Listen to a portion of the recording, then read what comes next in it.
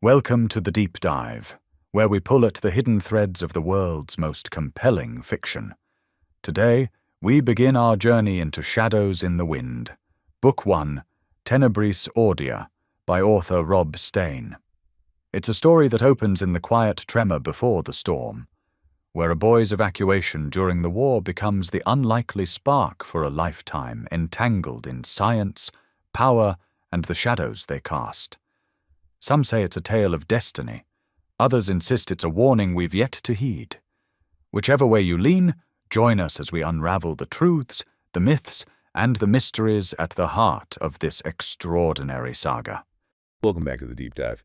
Today we're undertaking an exploration into the shadows, specifically into the kind of darkness that forges a modern anti-hero.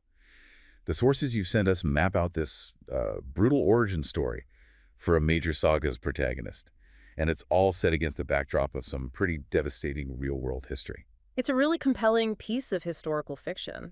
The novel is Shadows in the Wind, Book 1, Tenebris Ordior. Which is Latin for I Begin in Darkness. Exactly. And that title, it's not hyperbole. It's basically a mission statement for the protagonist's entire life. Absolutely. So our mission today is pretty straightforward. We need to pull out two major elements. First, there's the surprising, frankly heartbreaking historical context of this thing called the CORB program that sets the whole catastrophe in motion. Right. And second, we need to really analyze how that environment shaped the ruthless psychological transformation of William Braithwaite, how he went from a privileged kid to this calculating, powerful figure in post-war London. To really understand William's starting point, you have to begin with the Children's Overseas Reception Board, or CORB. COR. And this wasn't some minor footnote. This was a desperate, huge operation the British government initiated in 1940. You have to picture it, right? The Blitz. London is literally burning. Wow. So the immediate goal was to evacuate thousands of children to what they thought were sanctuaries, places in the Commonwealth like Canada, or in this case, South Africa. It sounds like this pure act of national preservation. But the sources, they really emphasized the social stratification underneath it all. Oh, absolutely. This was often a salvation for children from wealthy and influential families. It's described as a savage kind of salvation where basically money bought you a ticket out. Yeah, precisely. And the scale was just massive. They initially had something like 200,000 children registering for safe passage. 200,000? Yeah. But the inherent tragedy is that this whole scheme, which was designed to protect the most vulnerable, it became the very thing that exposed them to the greatest risk imaginable. And here's where that historical catalyst becomes a very personal catastrophe for William. The CORB mission, it faces these catastrophic setbacks almost immediately. On September 15, 1940, one of the ships, the City of Benares, gets torpedoed by a German U-boat, U-48, and it's only about 600 miles off the coast of Scotland. It was the darkest chapter of the whole operation, just heart-wrenching. They lost 55 of the 90 CORB children on board. 55. That single act just exposed how vulnerable the whole scheme was. Public outrage was huge, and the operation, it just sort of withered away by 1941. But the novel, it pivots on this devastating twist. It avoids that big tragedy only to inflict one that's, far more isolating. 11-year-old William Braithwaite is supposed to sail, but he avoids the city of Benares. Right. He gets put on the safer Landstephen Castle. But the cost of that safety is just immense. Yeah, because just before boarding, William is deliberately separated from his best friend, Gregory Talbot. Some cynical, overworked official just splits them up. Gregory is forced onto the doomed ship. So William survives the global event, but the novel kind of argues his immediate fate is worse. The sources highlight he spends that whole journey to Africa just engulfed in this profound, agonizing loneliness. Yes. He's carrying this crushing knowledge that it was just the arbitrary nature of fate combined with some bureaucrat's choice that decided life and death. And what's so fascinating here is the author's use of dramatic irony. William is spared from drowning, yes, but he's forced to march straight into the long, merciless shadow of the war in Africa. He gets this immediate, profound sense of abandonment. So the lesson is instant. Instant. He learns that safety isn't a guarantee. It's not based on merit or love. It's just a cruel privilege that can be granted or taken away completely at random. And that feeling of powerlessness that defines his whole path from that moment on. That sets the stage perfectly for his landing. He makes it to Cape Town, but his real journey is inland. Deep into South Africa, to a failing farm called Trio Loop. And there he meets the man who will truly forge him, Jacques de Beer. Jacques de Beer. And he is not just some simple caretaker. He's the perfect, twisted antagonist as mentor, a very rigid, grieving man. His own son, Peter, was killed by a leopard years earlier. That loss it left him broken and incredibly resentful. But his grievance is bigger than just personal tragedy, isn't it?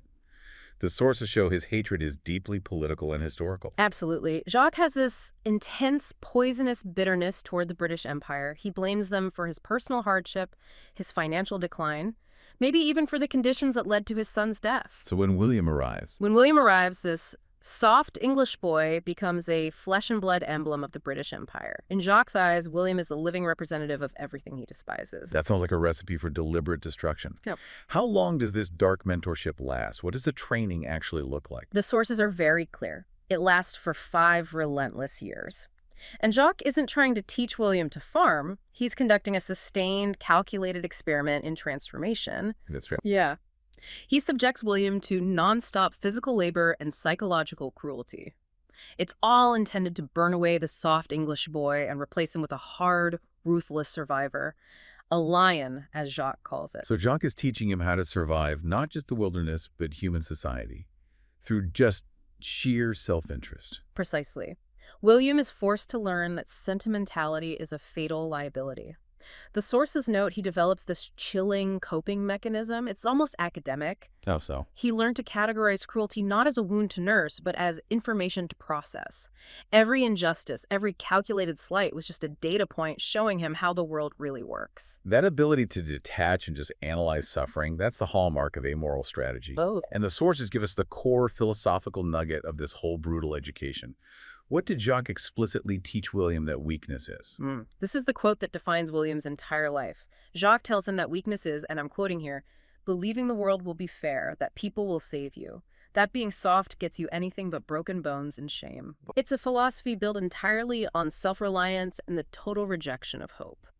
And if you look at it through the lens of William's trauma, losing his friend Gregory because of some bureaucratic indifference, that philosophy suddenly becomes terrifyingly effective. It is. It addresses his core wound. The world isn't fair, and no one saved Gregory. Right. It validates his trauma and gives him a survival mechanism. Jacques basically gives him a license to be cruel, and he frames it as necessary insight. William masters the art of emotional silence and control.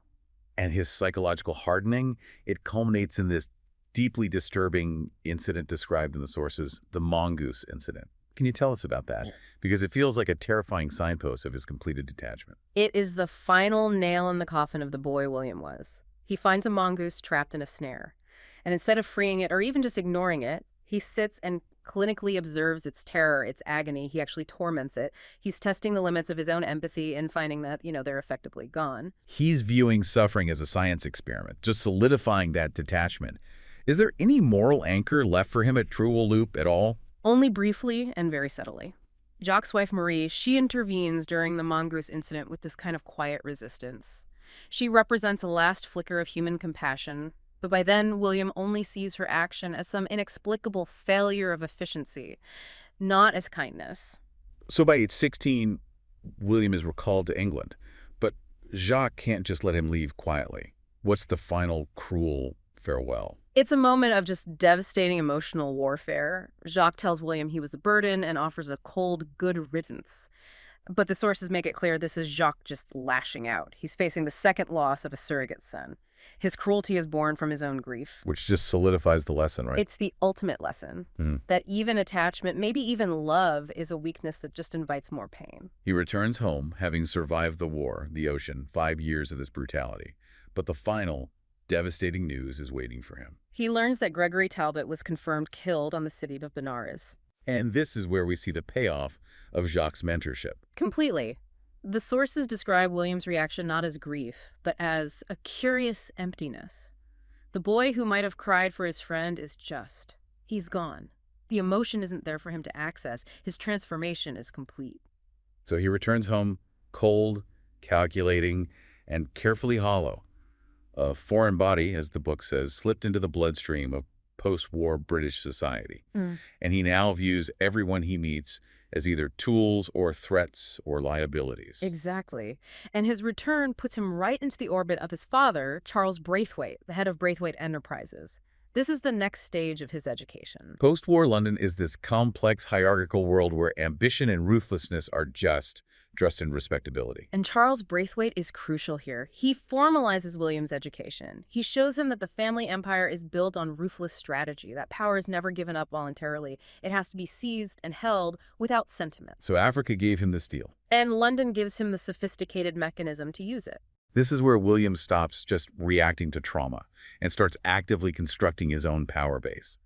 He immediately begins building the foundation for his legacy, a strategic triumvirate that defines the whole saga. It's not about friends. No, it's about alliances. That's the key distinction. The first is Lyle Cunningham, a strategic mind from privilege, son of Lord Blackwood. Lyle provides the old money connections, the political maneuvering William needs. And their alliance gets tested right away, doesn't it? It proves its strategic, non-sentimental nature. It does. Lyle is forced to sacrifice his personal interest in a woman, Sarah, to protect the alliance with William. It demonstrates that for this group, ambition trumps personal desire, every single time.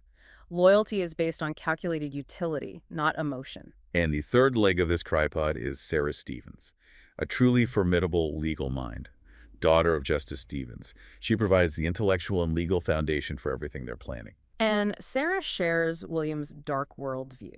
She says it explicitly that the world is divided between predator and prey. But she takes it a step further. She argues that the law itself is just a sophisticated system created by predators to regulate the hunting grounds, to make sure the weak are culled efficiently and legally. It's a perfect merging of minds. Money, strategy, and legal justification, all defined by this amoral self-interest. They form a partnership designed to build something that will outlast the century. And their union, their marriage, becomes the ultimate manifestation of this code. The sources detail their wedding, and it's treated less like a romantic thing and more like a highly choreographed political event. The vows they write for themselves really encapsulate their philosophy. I remember reading that. They emphasize building protection without possessing. Yes. And choosing each other, not because I need to, but because I always will. That phrasing, it just removes all weakness from the relationship. It's chillingly efficient. They're committing to an enduring utility. The wedding becomes what the novel calls a signal, a gathering of minds and influence, proving their commitment to patient strategy, to collective power. It's the moment they formally announce to the world that a new, ruthlessly competent power structure has arrived. So what does this all mean for the reader, for you listening? William Braithwaite's psychological depth, his amoral realpolitik, it was all forged in the trauma of the CR disaster and the intentional cruelty of his African exile. He came back perfectly equipped to conquer the subtle, veiled power structures of his family's London empire.